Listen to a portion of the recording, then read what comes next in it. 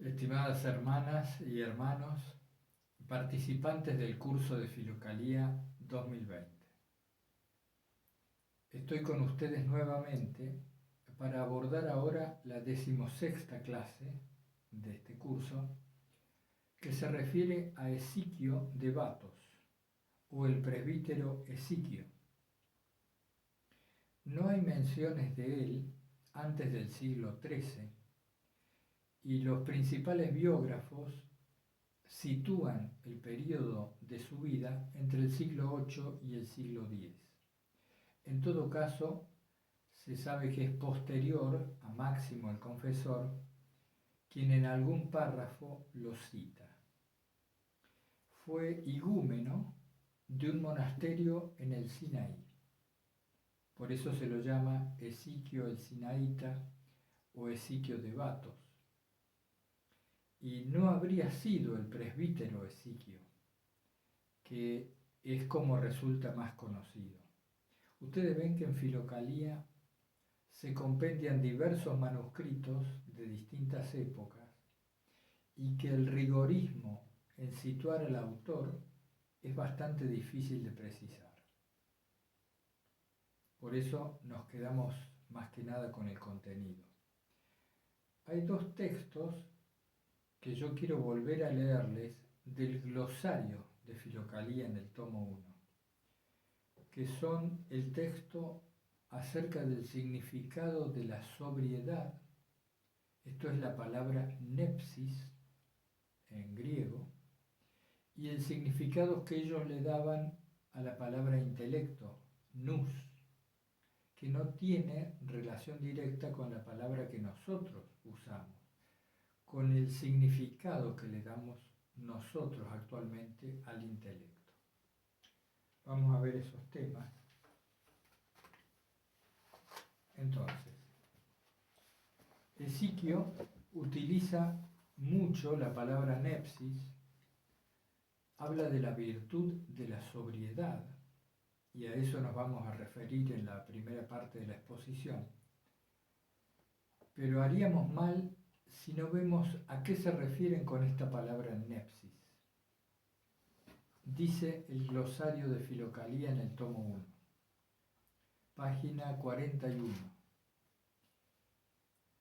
Sobriedad es una especie de ayuno espiritual que consiste en custodiar el intelecto, la mente y el corazón, no alterados ni excitados por las pasiones ni por las distracciones, a fin de permitir al hombre permanecer en la oración.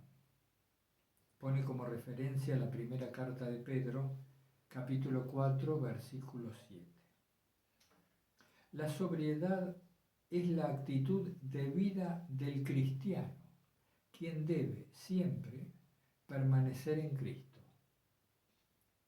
Y refiere a Juan, capítulo 15, versículo 4 y subsiguientes. Es la actitud de vida del cristiano, decía, con todas sus facultades propias y que constituye en sí mismo todo el programa de la vida monástica.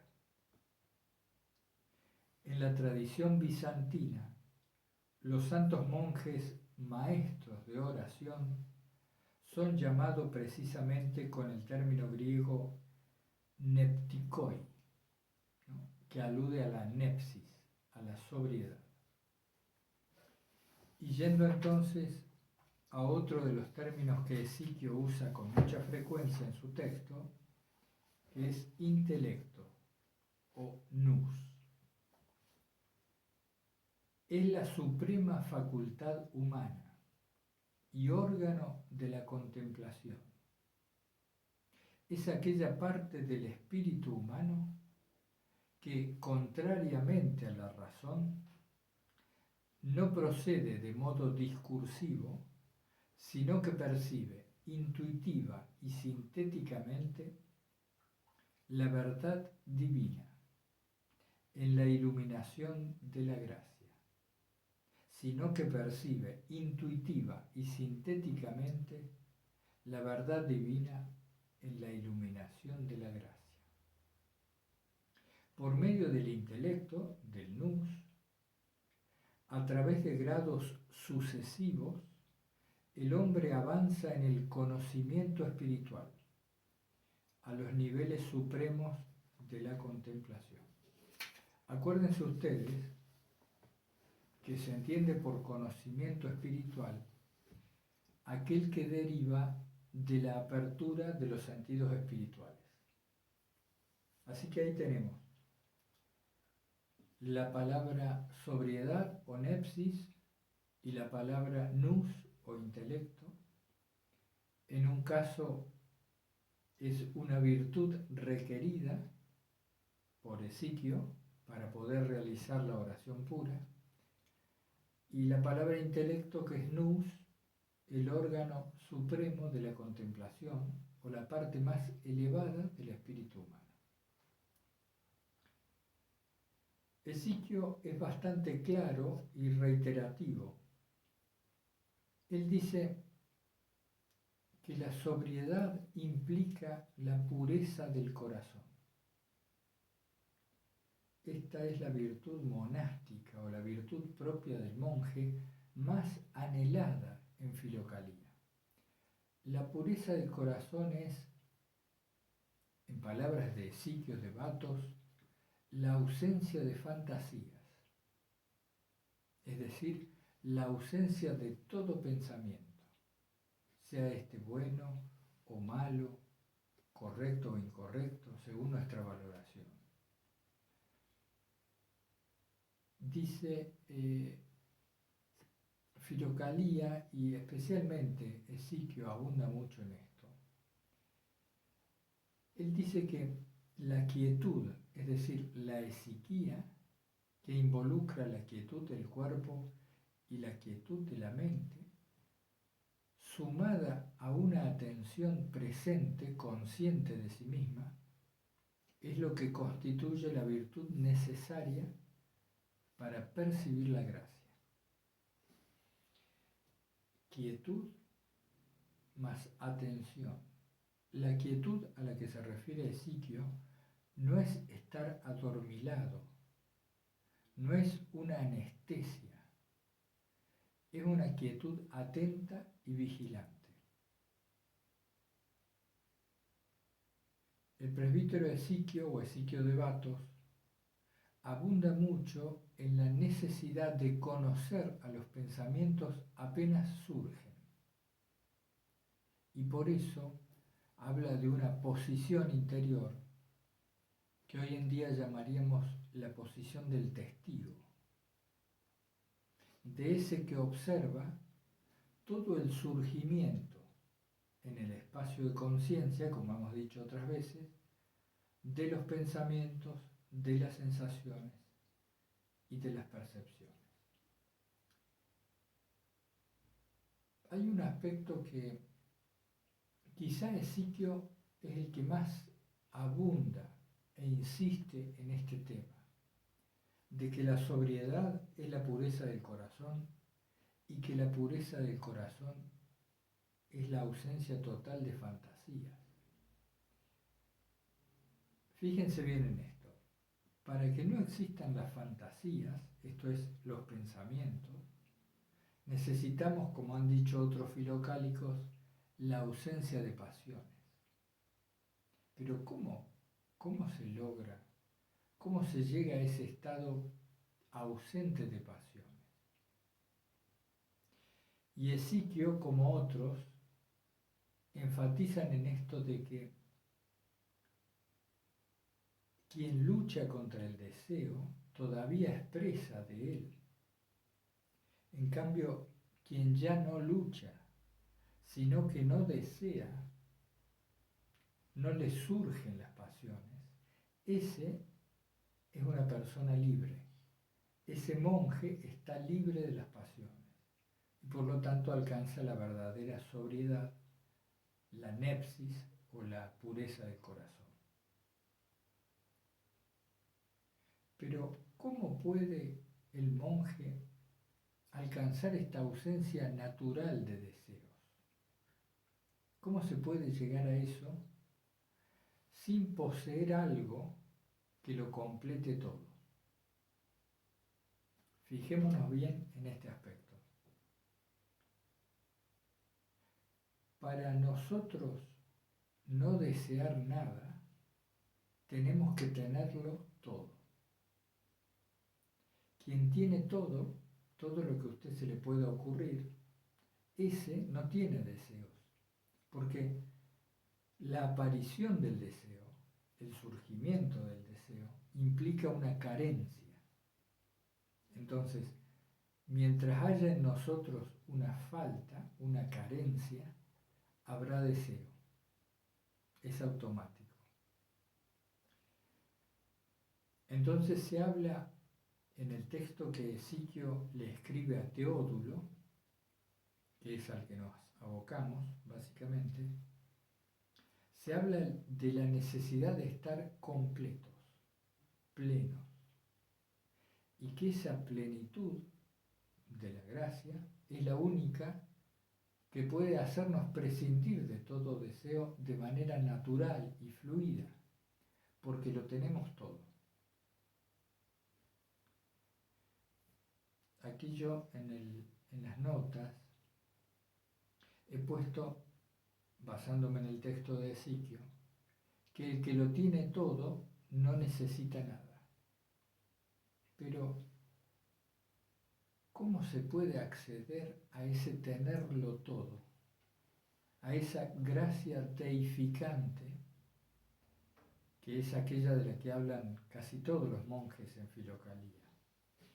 Esa percepción de la divina presencia que nos deja en un mundo transfigurado y sintiéndonos totalmente parte de Dios, o más moderadamente dicho, sintiéndonos en total contacto con Él, en presencia de la fuente de toda vida y de toda existencia.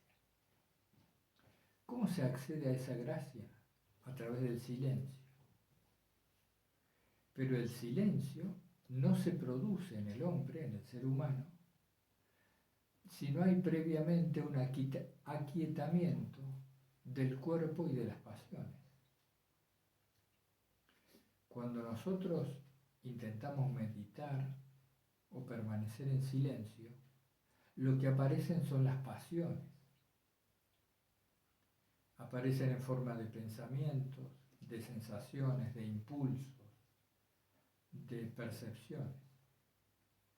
Entonces, aquí se da una aparente paradoja, porque quien no accede al silencio no percibe la gracia, o no la percibe en su máxima manifestación. Y para acceder al silencio antes hay que abandonarlo todo, dejar los deseos de lado. ¿Cómo se puede abandonar todo? Si antes no se conoció algo de aquello que se busca. Insisto en esto, insiste Esiquio también y varios otros monjes filocálicos. Si yo vendo todos mis bienes, utilizo todos mis ahorros para viajar hacia cierto lugar lejano en donde está mi amada o en donde está el tesoro que busco, si yo lo vendo todo, antes debo tener el conocimiento de que esto me va a reportar aquel beneficio. Es decir, de alguna manera he conocido aquel tesoro por el cual voy a dejarlo todo. Esto es importante porque muchas veces buscamos la unión divina o la oración pura o la contemplación como si fuera algo que desconocemos, como si fuera un estado totalmente ajeno al cual queremos acceder. Y no sería posible que nosotros busquemos esto si no lo hubiéramos conocido en algún momento, si no tuviéramos ya, ahora mismo, en nosotros, alguno de los atributos de eso que buscamos. Vamos a revisar notas y seguimos. Bueno, decíamos entonces que era necesario al menos el presentimiento de aquello que buscamos, el presentimiento de la gracia.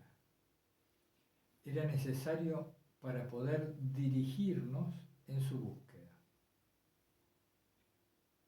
Esiquio es uno de los monjes en Filocalía que más se repite y que más insiste en el tema de la oración de Jesús.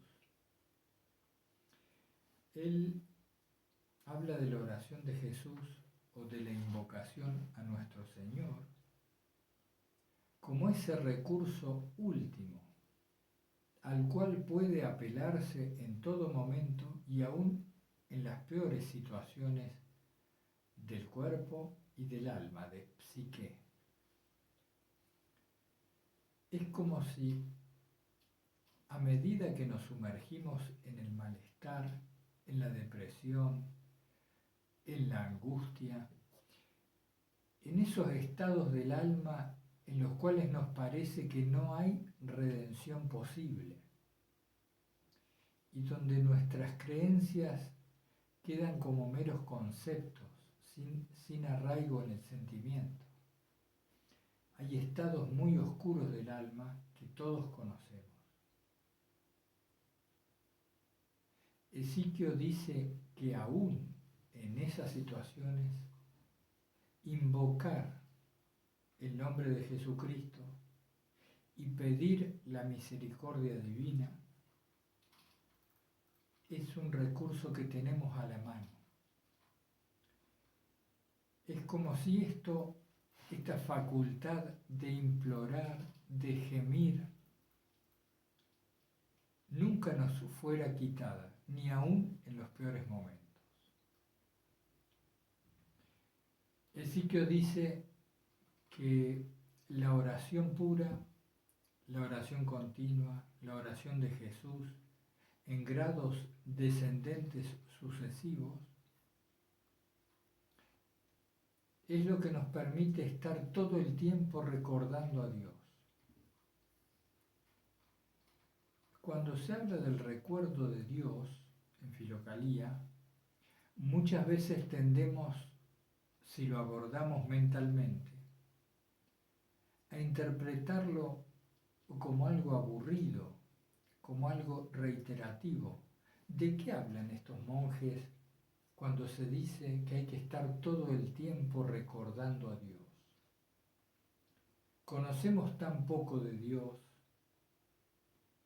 que cuando pensamos en recordarlo continuamente, se nos aparece un vacío, una meseta, un lugar donde nada podemos conocer. Esiquio dice que recordar a Dios es mantenernos en la correcta perspectiva, ubicarnos en las cosas como son. Y él unifica el recuerdo de Dios, fíjense, unifica el recuerdo de Dios al recuerdo de la muerte. Dice que el recuerdo de la muerte es uno de los grandes dones que tienen los monjes, porque sólo esta conciencia de nuestra propia finitud es lo que nos permite estar en la perspectiva necesaria, recordando la presencia de Dios y por lo tanto actuando sin posesión.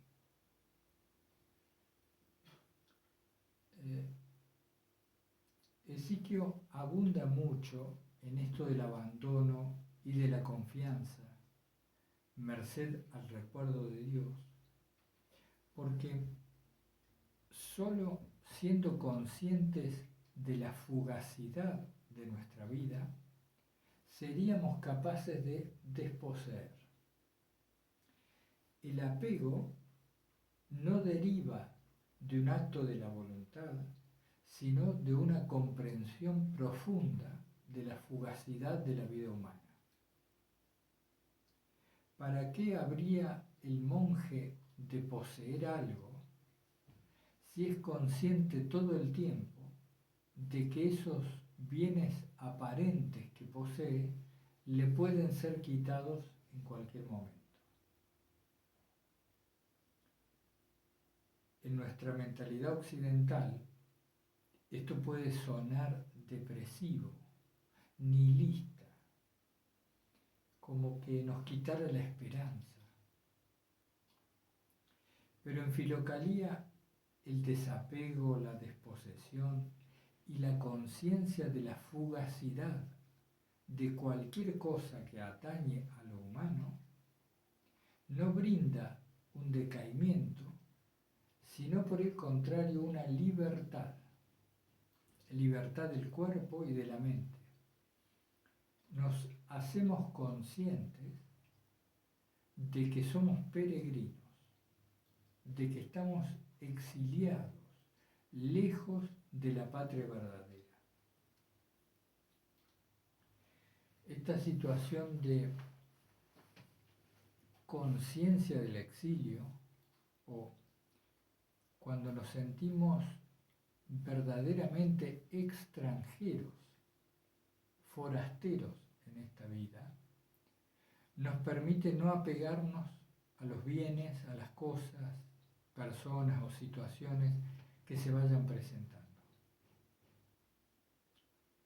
Si nosotros nos sentimos de esta tierra, es porque nos hemos identificado totalmente con este cuerpo y con esta mente, con la carne y sus virtualidades o sus efluvios, que es el nombre que algunos filocálicos le daban a la mente. Decían que la mente eran los efluvios, como las emergencias de los humores del cuerpo. Quien se sabe peregrino o exiliado nunca acumula mucho, porque sabe que está de paso, que pronto vuelve a la patria. Ezequiel dice también, finalmente para terminar esta parte de la exposición, que la oración continua, el recurso al nombre de Jesucristo, es aquello que nos queda en cualquier situación y por más dramática o negativa que ésta sea. En mi experiencia personal, hermanos y hermanas, también les puedo decir que esto es cierto, que más allá de cualquier estado, de cualquier imagen de nosotros mismos que tengamos en algún momento, más allá de cualquier desilusión o situación conflictiva, el recurso al Dios mío, ven en mi auxilio, apresúrate Señor a socorrerme, o Señor Jesucristo, Hijo de Dios, ten misericordia de mí.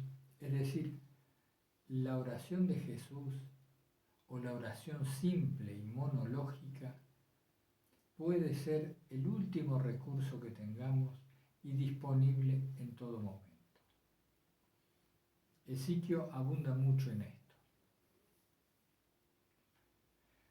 Otro aspecto que quiero destacar a ustedes es el significado de la comprensión y la utilidad de la comprensión. Estamos muy habituados, en Occidente sobre todo, desde hace algunos siglos, a intentar adaptar la conducta. Es como si nosotros nos pusiéramos en una situación, en una posición, en la cual queremos modificar nuestra conducta. Pero es como si lo hiciéramos desde lo externo, como si quisiéramos cambiar esto y lo otro, sin resolver el tema verdaderamente desde el interior de nosotros mismos. Ezequiel insiste bastante en que los cambios de conducta se manifiestan desde dentro hacia afuera. Y esta cualidad interior que provocaría o que provoca la modificación del comportamiento humano es ni más ni menos que la comprensión. Cuando vamos al significado etimológico de comprensión, uno de los aspectos de la palabra es el abarcamiento del contexto. Uno no puede comprender si no conoce el contexto en el que algo se está dando. Entonces, la comprensión, que deriva del latín, implica un conocimiento del contexto que viene junto con la aprehensión, con la posesión, en el buen sentido de la palabra, del significado de aquel acontecimiento. Lo digo de otro modo.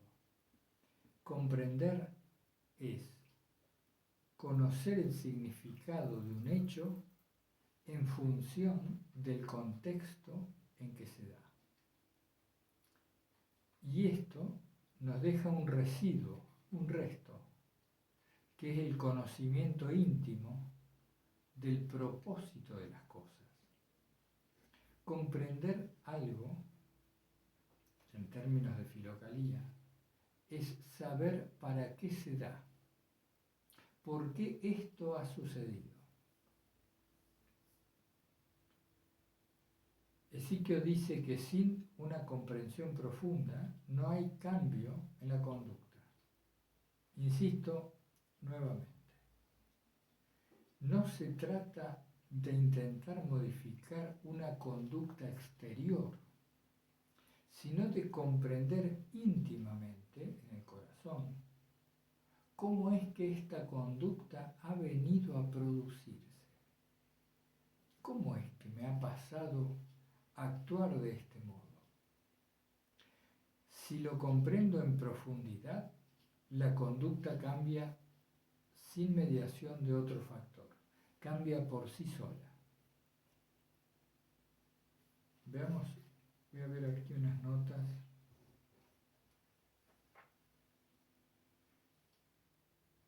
Yo utilizo aquí, está el ejemplo del espejismo, es un ejemplo clásico. Es decir, uno está en el desierto y percibe allá a lo lejos una línea de agua, un espejo de agua, y teniendo sed, uno se encamina presurosamente hacia eso que considera un lago o un espejo de agua. Y a medida que se acerca, este espejismo se aleja y uno nunca llega. En algún momento el caminante, el peregrino, comprende lo que es el espejismo. Se da cuenta que es algo ilusorio, que no está allí, no está a lo lejos, sino que está en su propia mirada, en el modo ilusorio o fantasmagórico en que está viendo las cosas. Cuando el caminante comprendió que eso que aparece como agua no es agua, sino solo una ilusión, en ese momento la conducta por sí misma deja de apresurarse hacia el espejismo. Esto es lo que quiere decir Ezequiel. Solo cuando comprendemos realmente, nosotros cambiamos la conducta naturalmente. Esto es sin esfuerzo. Les doy otro ejemplo de mi experiencia personal. Yo escuchaba periódicamente un grito de mi vecino. 1, 2, 3 veces. Escuchaba un grito, como si fuera un llamado. Y las primeras veces yo salía al patio para ver si el vecino me estaba hablando. Fue solo cuando me di cuenta de que ese aparente llamado era parte de una canción que él repetía con frecuencia, solo cuando me di cuenta de esto, es que ese llamado aparente dejó de tener importancia para mí. Fue necesario que yo comprendiera, vuelvo a insistir, es decir, tuve que conocer el contexto, que el vecino estaba cantando una canción. Conociendo ese contexto vi que no tenía nada que ver conmigo. Y al comprender esta situación, la conducta cambió sola. Cada vez que yo volvía a escuchar aquel aparente llamado, ya no reaccionaba. Solo la comprensión profunda de los mecanismos que llevan a nuestras acciones nos libera de ellas. Muy bien. Ezequiel de Batos tiene también 4 puntos fundamentales de su enseñanza, de su doctrina, que se resumen del siguiente modo. Él habla de la humildad, de la suma atención, de la confutación y de la oración. Él dice que la humildad se adquiere por la clara conciencia de que nada depende de mí, de que todo lo que hacemos y sobre todo los resultados de aquello que hacemos dependen de la voluntad de Dios.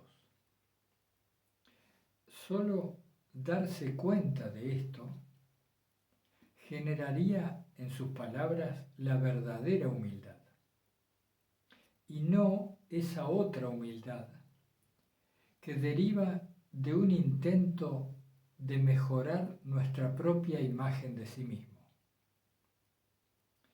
Es como si la humildad fuera una de esas pocas virtudes a las que no puede realmente aspirarse, porque cuando uno aspira a la humildad, busca el orgullo de ser humilde. Esta es una de las grandes trampas de la vida espiritual y que también Ezequiel la menciona cuando hace referencia a la vanagloria. Y dice que apenas el monje ha logrado sustraerse de los principales pensamientos pasionales, en ese mismo momento le aborda el orgullo del logro, la vanagloria, el sentirse especial y superior ante los hombres. Así que nada sencillo el camino espiritual si se realiza sin atención, porque así es como se nos engaña, o como el psiquismo o los demonios de los aires, los logismoi, nos tienden trampas. Depende de la concepción en que uno se ubique, pero está claro el concepto. Un segundo aspecto es la confutación. Cuando Ezequiel de Batos habla de la confutación, se refiere a la toma de contacto con nuestra intención profunda, que al ver el surgimiento de un pensamiento negativo o de una imagen, una fantasía, repito, un pensamiento que nos va a llevar en una dirección no deseada, es decir, en dirección a las pasiones, en ese momento la confutación vendría a ser la toma de conciencia de que no queremos eso que está ocurriendo. Rechazamos ese tipo de pensamiento. Por eso Ezequiel dice, si unes la humildad, es decir, la conciencia de que todo depende de la voluntad divina, junto a la confutación, esto es decir, la conciencia de nuestra intención que va en dirección de lo bueno, de lo bello, de lo santo, de lo divino, en lugar de esos pensamientos que nos llevan en otra dirección, te acercas al lugar de la oración.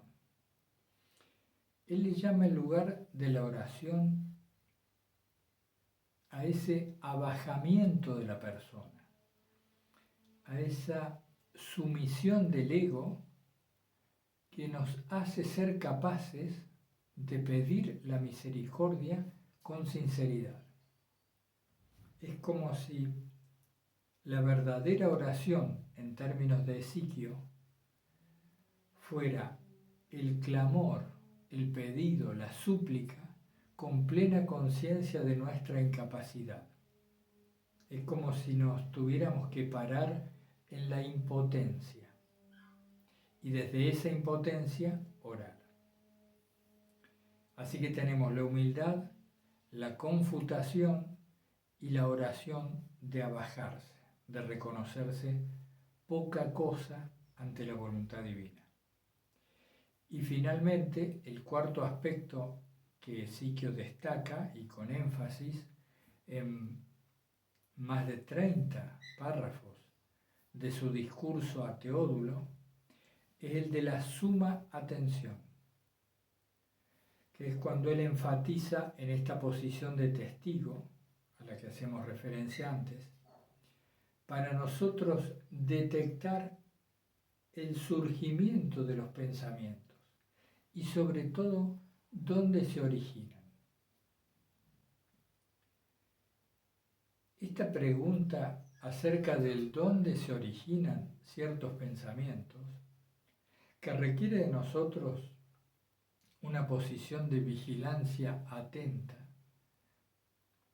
implica sobre todo prestar atención a las motivaciones de nuestra conducta. Cuando hacemos lo que hacemos, ¿para qué lo hacemos? ¿Por qué en cuanto a su raíz y para qué en cuanto al fruto que buscamos? Muchas veces lo que aparenta ser un acto de bondad o un acto de elevación espiritual no es más que la búsqueda de la autosatisfacción o de la mejora en nuestra autoestima. Entonces, según Ezequiel, solo permaneciendo atentos al origen de los pensamientos, esto es, a la motivación que los genera, podremos estar realmente vigilantes y confutarlos, es decir, oponernos en cuanto a nuestra intención. Bueno, hermanas y hermanos, hay dos aspectos, dos párrafos, especialmente en la enseñanza de Ezequiel, que yo quiero destacarles. Uno es el párrafo 65, que está en la página 244 del volumen 1 de Filocalía.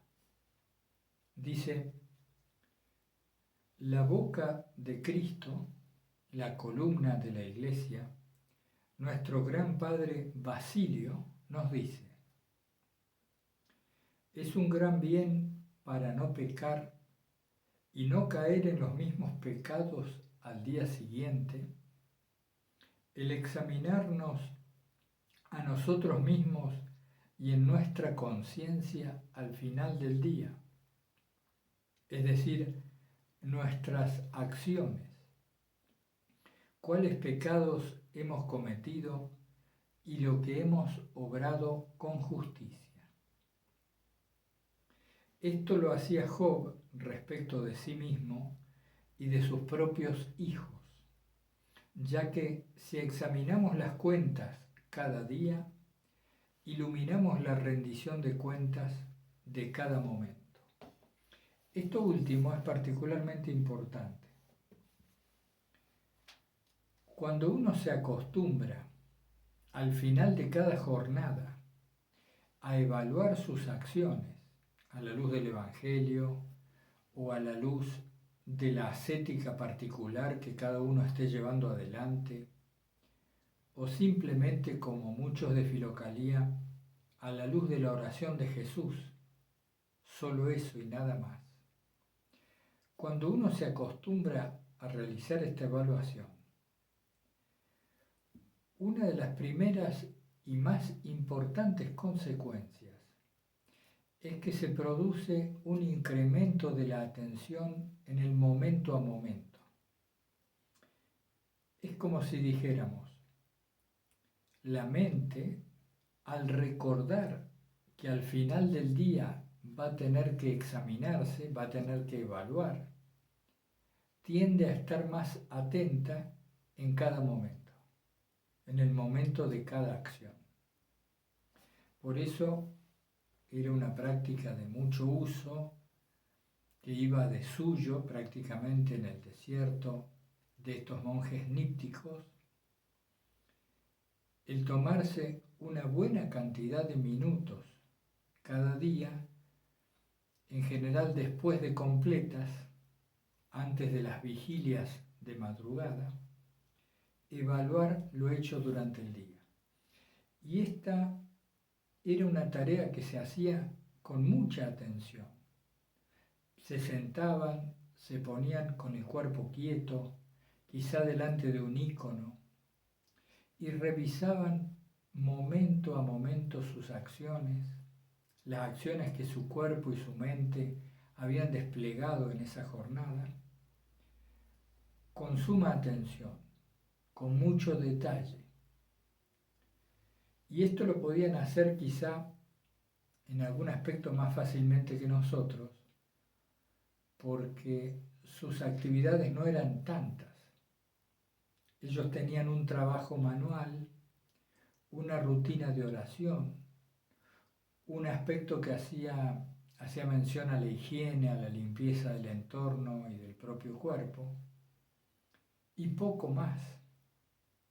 Entonces, su vida era tan simple que evaluarla con mucha atención y detalle no les era tan dificultoso. Ellos se acostumbraron, por una íntima convicción, a saber que la felicidad, el gozo y la dicha no provenía de cosas exteriores a sí mismos, sino que derivaba desde dentro, desde el corazón hacia afuera, hacia las actividades. Así que esta rutina, esta ascesis del examen diario de conciencia a la noche, al final de la jornada, es muy importante.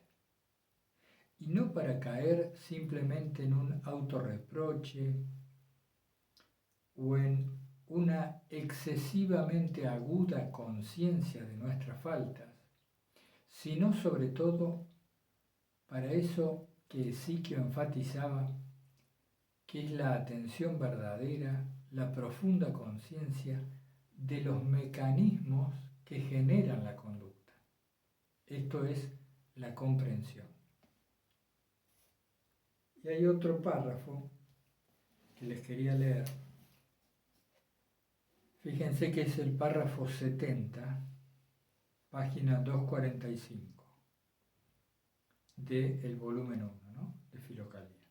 Dice, aquel que ha renunciado tanto a las cosas materiales como a la mujer, a las riquezas, etc., ha convertido en monje al hombre exterior, pero no al hombre interior.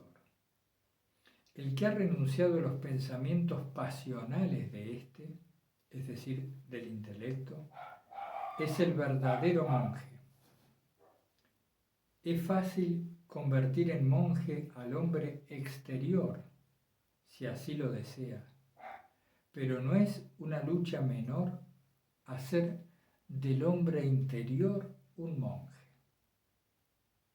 Y volvemos aquí al punto en donde nosotros nos hemos acostumbrado mucho en Occidente a intentar modificar la apariencia, la conducta, lo que se ve, y no la raíz.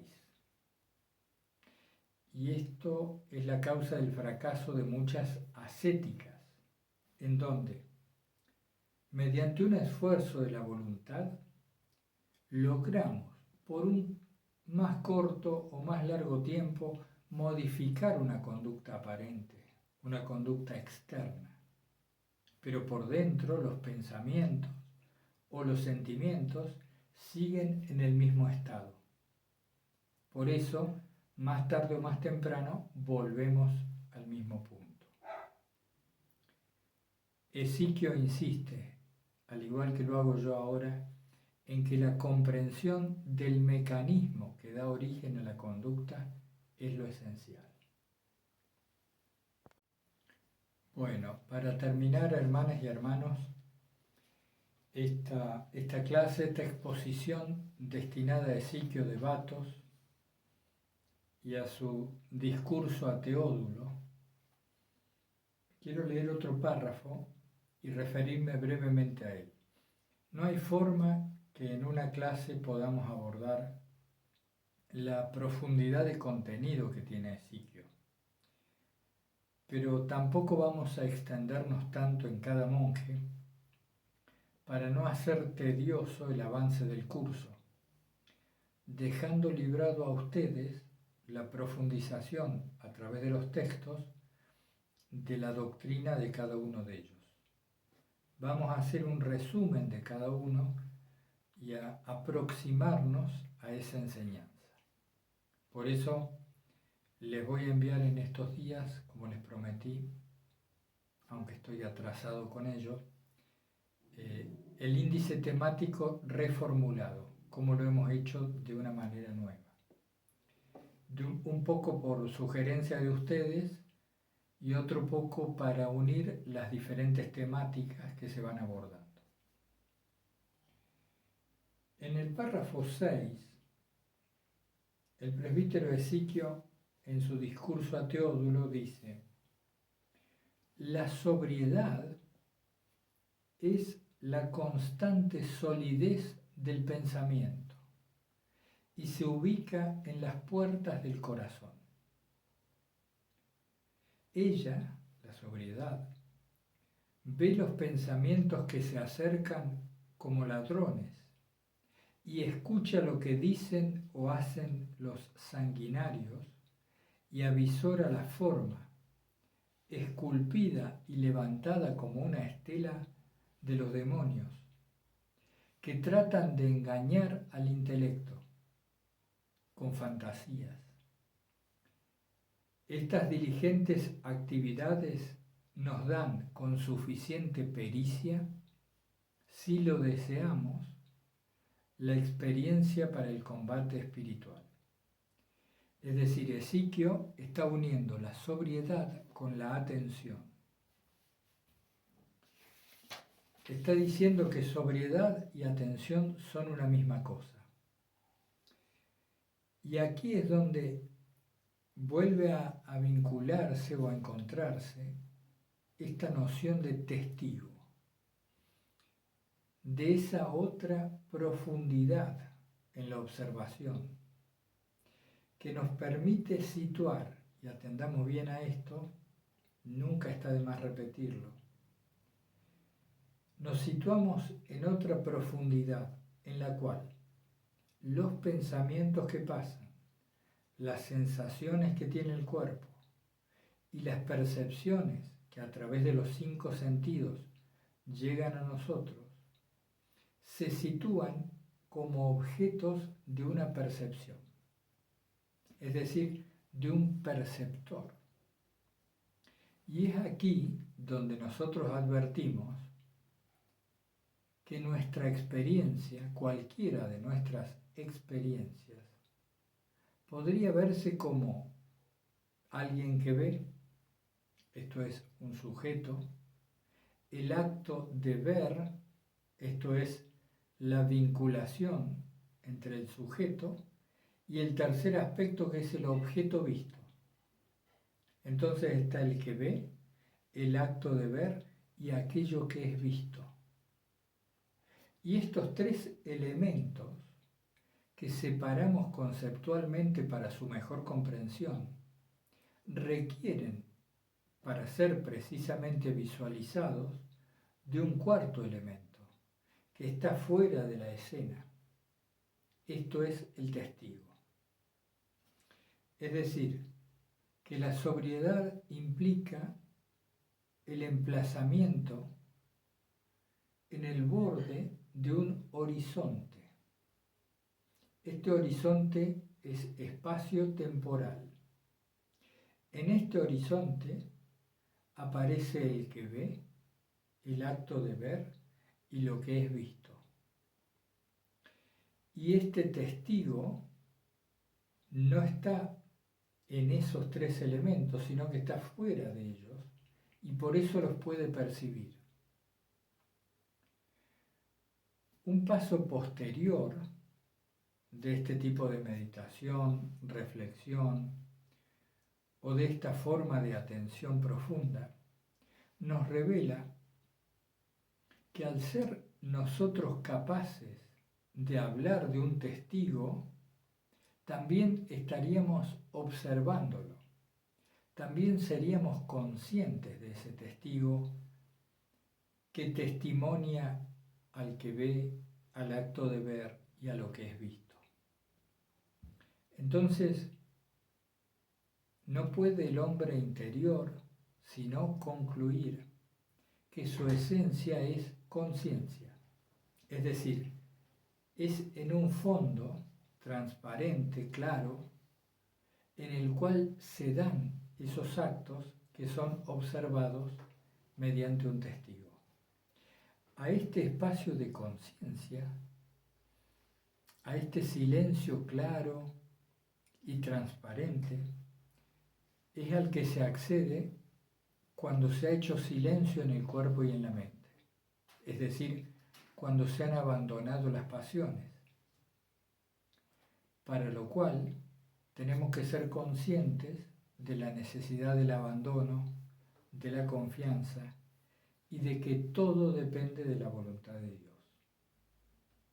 Es como una ida y vuelta, ¿no?, entre virtudes, conductas y comprensión, lo que nos va permitiendo un avance en este tema. Bueno, ya saben ustedes que estamos a disposición, sea por los comentarios en esta página, por los correos o por el WhatsApp, para cualquier cuestión, aporte o consulta que quieran realizar en torno a Ezequiel de Batos y esta 16ª clase de Filocalía. Un abrazo fraterno, hermanas y hermanos, y que Jesucristo nos dé la gracia, nos dé el don de la perseverancia en la búsqueda de la sobriedad y la profundidad espiritual. Hasta pronto.